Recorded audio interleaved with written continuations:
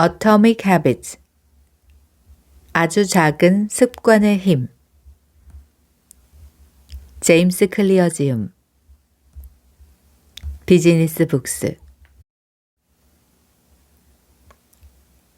프롤로그. 새로운 삶의 시작. 고등학교 2학년의 마지막 날이었다. 어디선가 날아온 야구 방망이가 퍽 하고 내 얼굴을 강타했다. 같은 반 친구가 휘두르다 손에서 미끄러진 방망이가 허공을 가로질러 곧장 내 미간으로 날아든 것이다. 그 순간의 기억은 없다. 얼굴이 박살나고 코가 부서졌다. 두개골 안에 뇌조직이 흔들리고 순식간에 부풀어 올랐다. 0.1초 만에 코가 깨지고 두개골 몇 군데에 금이 갔으며 안와 두 곳이 다 함몰되었다. 눈을 떠보니 사람들이 나를 바라보고 있었다. 도움을 청하러 달려가는 사람도 어렴풋이 보였다. 아래를 내려다보니 옷에 붉은 자국이 점점 찍혀 있었다. 한 아이가 벗어 건네준 셔츠로 코에서 쏟아져 나오는 피를 틀어 막았다. 얼떨떨하고 어리둥절했다. 그때만 해도 상태가 얼마나 심각한지 미처 알아차리지 못했다.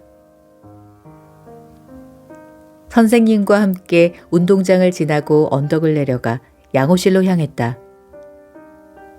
알 수 없는 손들이 내 옆에서 나를 붙잡고 일으켰다. 우리의 걸음은 느렸고 꽤 많은 시간이 흘렀다. 이런 상황에서 1분 1초가 얼마나 중요한지 그때는 아무도 몰랐다. 양호실에 도착하자 양호 선생님이 몇 가지 질문을 했다. 올해가 몇 년이지? 1998년이요. 실은 2002년이었다. 지금 대통령이 누구지? 빌 클린턴이요. 대통령은 조지 W. 부시였다.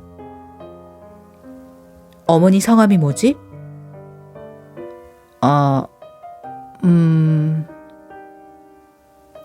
잠시 생각이 멈췄다. 패티. 무심코 입에서 한 이름이 튀어나왔다. 하지만 이걸 기억해내는데 10초나 걸렸다는 사실은 깨닫지 못했다. 이것이 내가 기억하는 마지막 질문이다. 뇌가 빠르게 부풀어 오르고 있었고 앰뷸런스가 도착하기 전에 의식을 잃었다. 나는 학교에서 지역병원으로 실려갔다. 병원에 도착하고 얼마 지나지 않아 내 신체 기능은 정지하기 시작했다. 침을 삼키고 호흡하는 것 같은 기초적인 움직임도 힘들어졌다. 그리고 곧 심정지가 왔다. 내 호흡은 완전히 정지했다. 의사가 황급히 내게 인공호흡기를 씌웠다. 그리고 지역 병원에서 다룰 수 없는 환자라고 판단하고는 나를 신시너티의 큰 병원으로 보낼 헬리콥터를 불렀다. 나는 응급실 안에서 실려 나와 헬리콥터로 옮겨졌다. 환자 이송용 침대가 울퉁불퉁한 보도를 가로질러 가는 동안 간호사가 내 가슴을 손으로 누르며 심폐소생술을 계속했다. 막 병원에 도착한 어머니가 헬리콥터에 올라 내 옆에 앉았다. 어머니는 신시너티로 가는 내내 의식도 없고 자가호흡도 불가능한 아들의 손을 꼭 쥐고 있었다. 아버지는 집에 가서 동생들에게 내 상황을 전했다. 그리고 여동생의 중학교 졸업식에 참석하지 못한다고 말했다. 쏟아지는 눈물을 참으며 아버지는 친척과 친구들에게 아이들을 부탁하고는 차를 몰고 신시너티로 향했다. 어머니와 나를 태운 헬리콥터가 병원 옥상에 착륙하자 20명은 좋게 돼 보이는 의료진이 뛰어와서 나를 외상센터로 옮겼다. 부풀어 오른 뇌는 심각한 상태였고 두부 손상으로 인한 외상성 심정지가 또 일어났다. 깨진 두개골을 접합해야 했지만 내 몸은 수술을 견딜 만한 상태가 아니었다.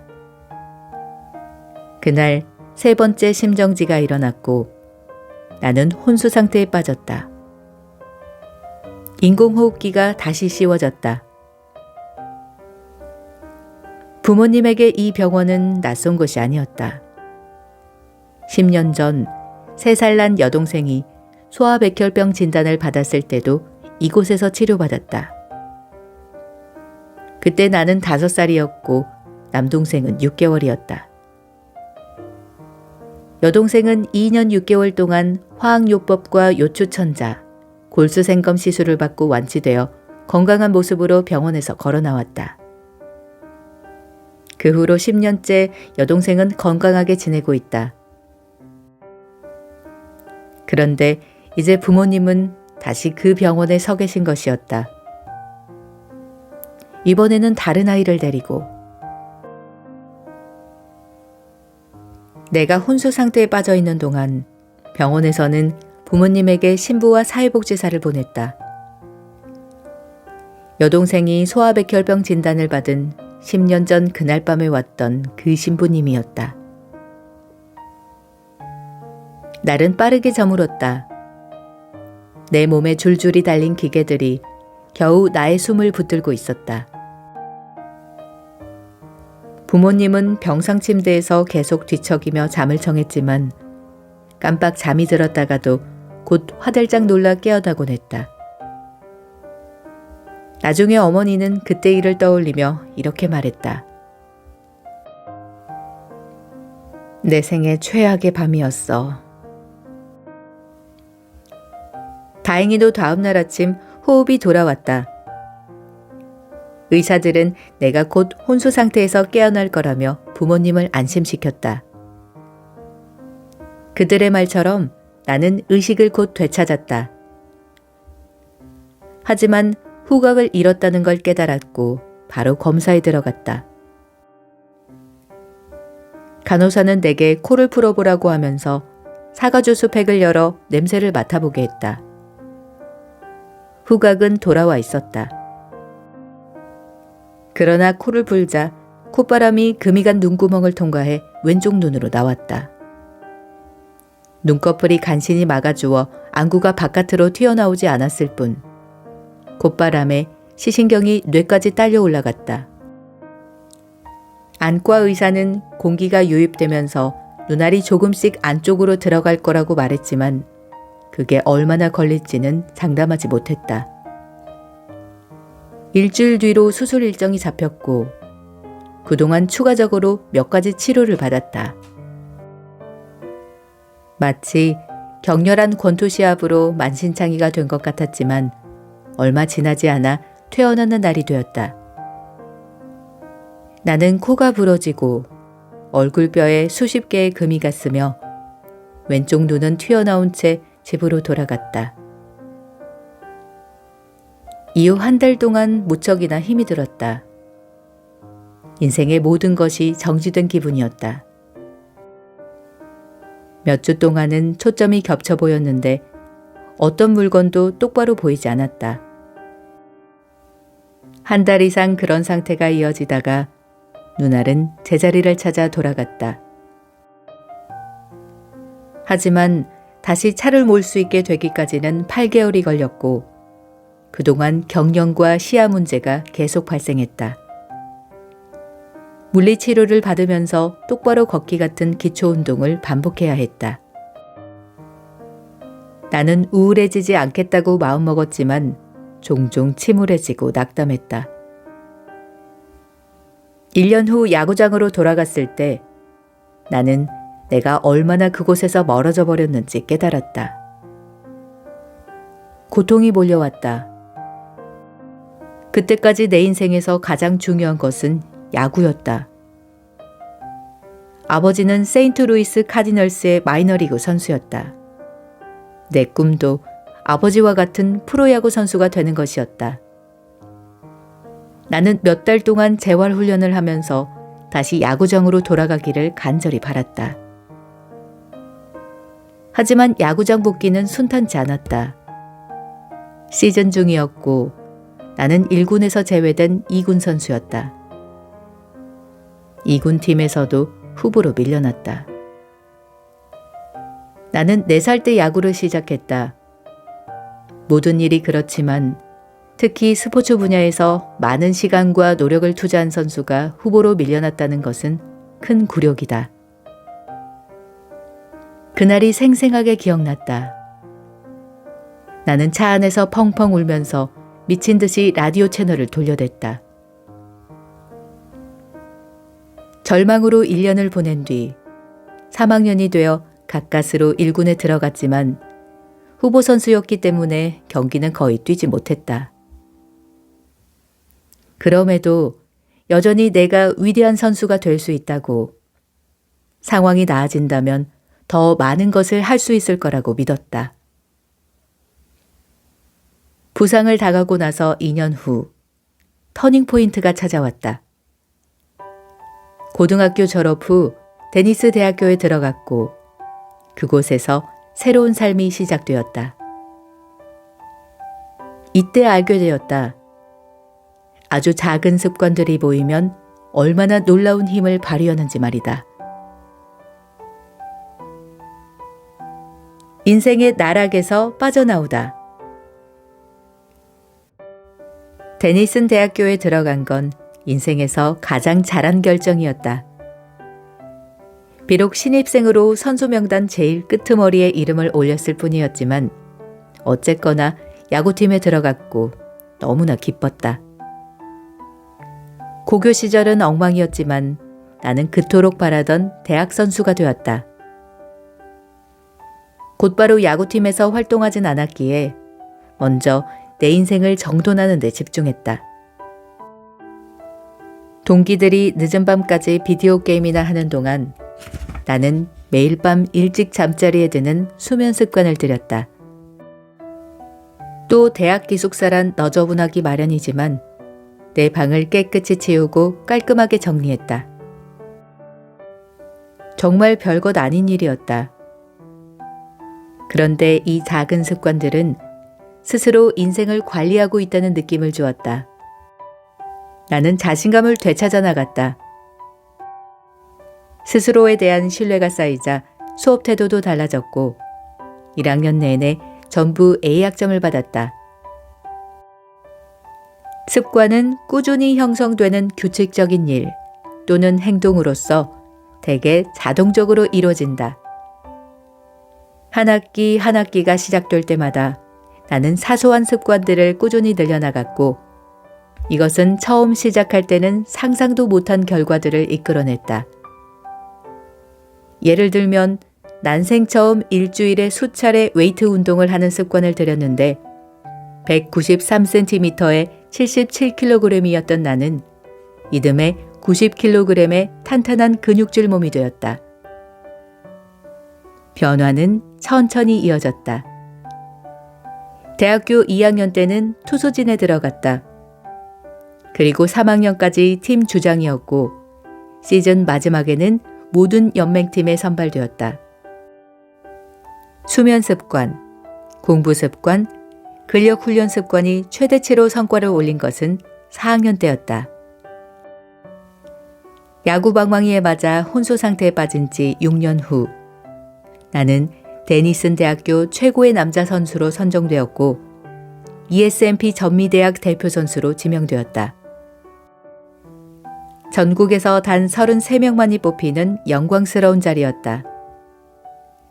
그리고 8개 분야에서 최우수 성적을 받고 최우수 졸업생에게 수여되는 학장 메달을 수상하며 대학을 졸업했다. 너무 내 자랑만 하고 있는 것 같지만 너그러이 이해해 주길 바란다. 솔직히 말해서 나는 운동선수로서는 대단한 업적을 세우지는 못했고 프로 선수가 되지도 못했다. 하지만 그 시기 내가 지극히 어려운 일을 해낸 것만은 분명하다. 바로 내가 갖고 있던 잠재력을 몽땅 발휘한 것이다. 그리고 이 책이 당신의 잠재력도 모두 발휘할 수 있게 도와주리라고 믿는다. 살다 보면 누구나 도전적인 순간들에 직면한다. 내게는 고교 시절의 사고가 그랬다. 그 일은 내 삶에 중대한 교훈을 주었다.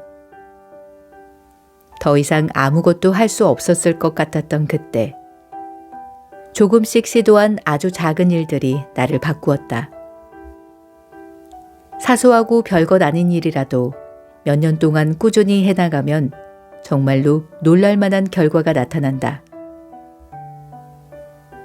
우리 모두 인생에서 불행을 겪지만 장기적으로 볼 때 인생은 대개 습관으로 결정되곤 한다.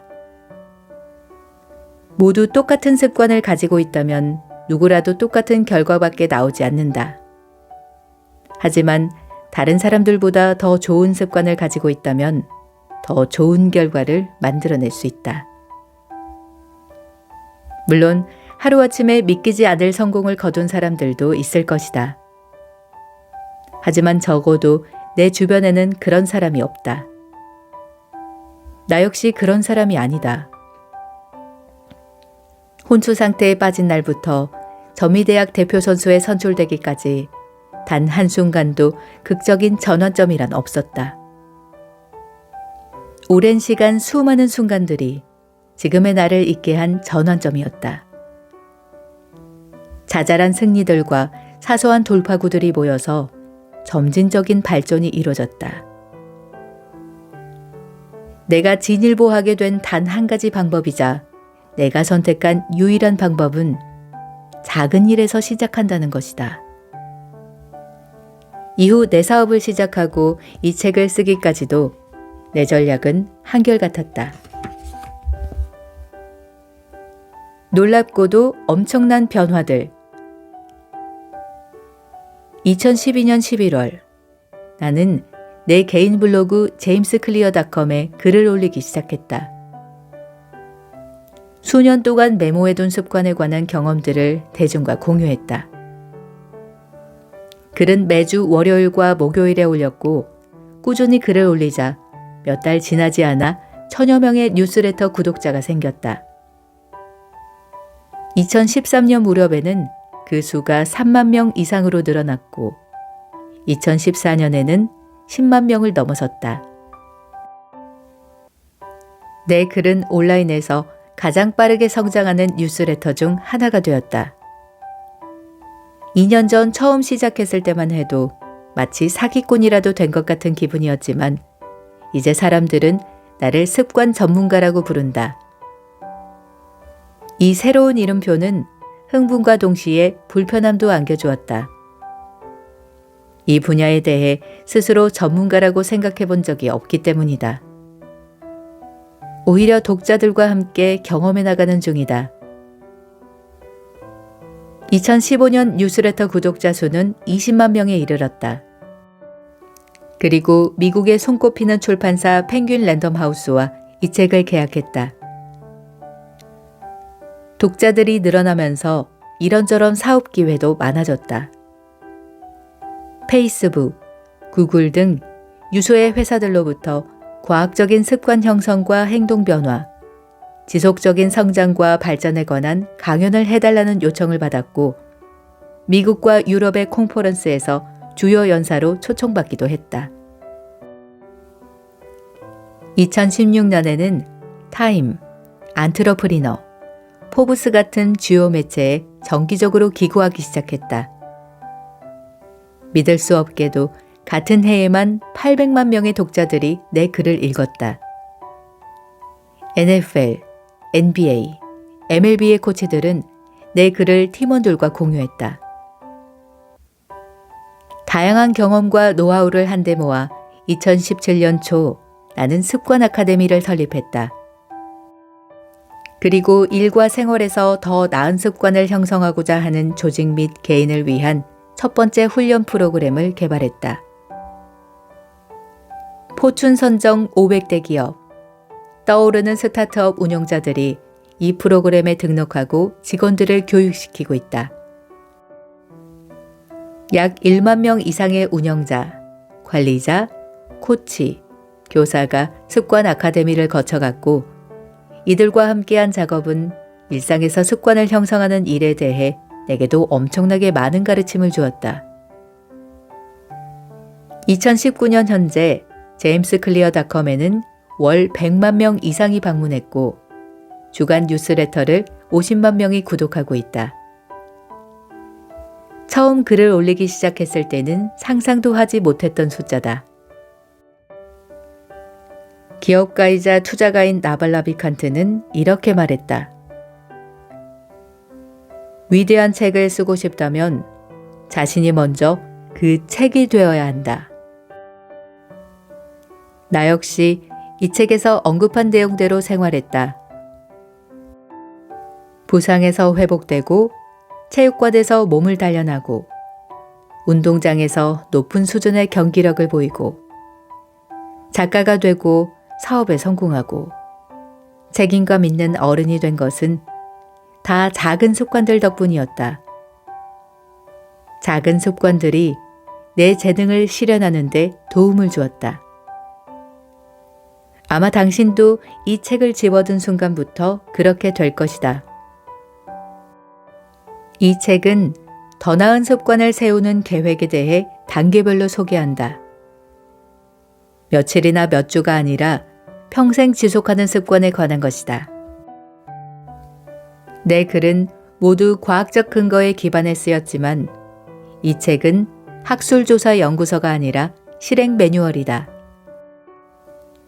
누구나 쉽게 이해하고 적용할 수 있는 방식으로 습관을 세우고 삶을 변화시키는 과학적인 방법을 설명할 것이다. 이는 가장 중요한 지혜이자 실용적인 조언이다. 내가 전할 이야기는 수년간 쌓아온 생물학, 뇌과학, 철학, 심리학, 그 밖의 다양한 학문들의 바탕을 두고 있다. 오래전 위대한 인물들이 생각해낸 최고의 생각들과 최근 과학자들이 밝혀낸 가장 주목할 만한 발견들을 종합한 것이다. 이를 통해 가장 중요한 생각들이 무엇인지 알아내고 이를 연결해 최선의 행동을 이끌어내길 바란다. 여기 소개한 지혜들 중 어떤 것들은 나보다 훨씬 더 전문적으로 알고 있는 사람들도 많을 것이다. 또 어떤 것은 바보같이 느껴질 수도 있다. 그건 내 잘못이다.